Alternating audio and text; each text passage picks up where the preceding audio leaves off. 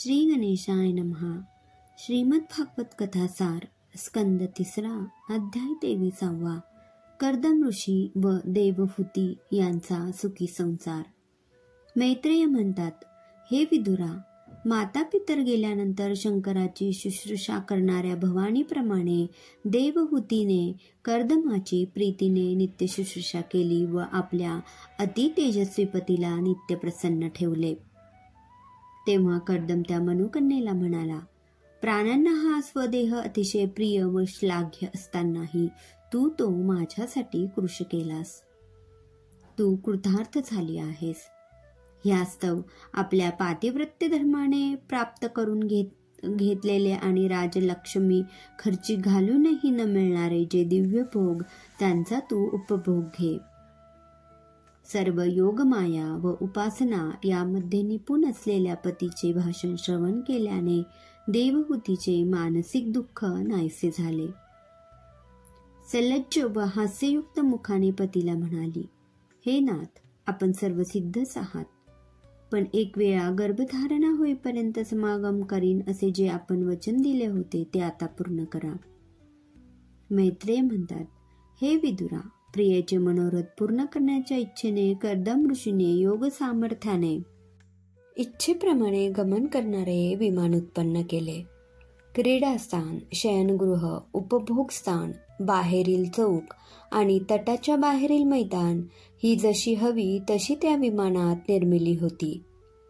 ते एक अत्यंत अद्भुत नाना रत्नांनी मडविलेले असे विमान होते. कर्दम आपल्या पत्नीला म्हणाला, हे वीरू, या सरोवरामध्ये बुडी मारून तू या विमानामध्ये आरोहण कर. विष्णूने निर्मिलेले हे तीर्थ मनुष्यांचे सर्व मनोरथ पूर्ण करणारे आहे. मलिन वस्त्र, जटा झालेले केश, चिखलाने भरलेले शरीर व निस्तेज स्तन धारण करणाऱ्या देवहूतीने पतीचे भाषण ऐकून सरोवरामध्ये बुडी मारली.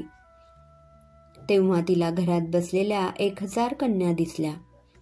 त्या उठल्या व हात जोडून तिला म्हणाल्या, आम्ही तुझ्या दासी आहोत, आम्ही काय करावे ते सांग. त्यांनी तिला उत्कृष्ट प्रकारचे स्नान घालून 2 निर्मल वस्त्रे परिधान करण्यास्तव दिली. सर्व गुणसंपन्न अन्न व अमृततुल्य पेयही दिले. आपला निर्मल देह देवहूतीने जेव्हा आरशात अवलोकन केला तेव्हा नाना रत्नालंकारांनी आपला देह सुशोभित झाला असल्याचे तिला दिसले. तिला आपल्या भ्रताराचे जेव्हा स्मरण झाले त्यावेळी तोही तेथे असलेला तिला दिसला. त्याच्या योगमायेचा हा प्रभाव पाहून ती विस्मयचकित झाली.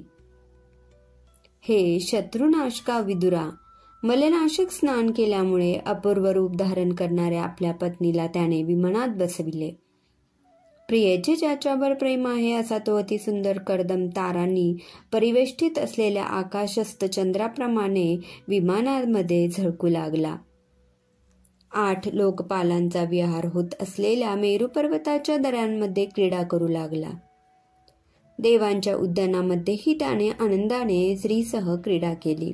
भगवानाच्या संसारनाशक चरणांचा आश्रय केलेल्या विवेकी पुरुषाला दुर्लभ ते काय.